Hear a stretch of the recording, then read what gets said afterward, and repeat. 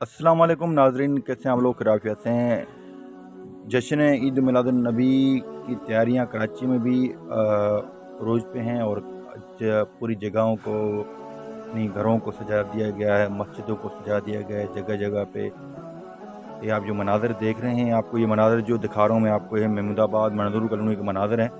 और ये जगह जगह पे जो हैं खूबसूरत तरीन ईद मिलादुन्नबी की तकरीबात और जुलूस और मजलस जो हैं की जा रही हैं। यहाँ पे प्रोग्राम किए जा रहे हैं, नात ख्वाएँ।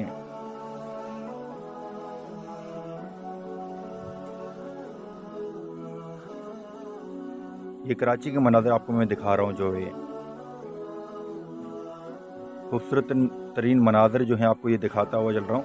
आगे भी बहुत सारे मनाज़र हैं, आपको बहुत सारे प्यारे प्यारे मनाज़र जो हैं मैं आपको आज इसके अंदर दिखाऊंगा। जो हैं कराची के मनाज़र जश्न ईद मिलाद नबी के जो हैं घरों को, पूरे घरों को, बिल्डिंगों को और मस्जिदों को सजाया गया है।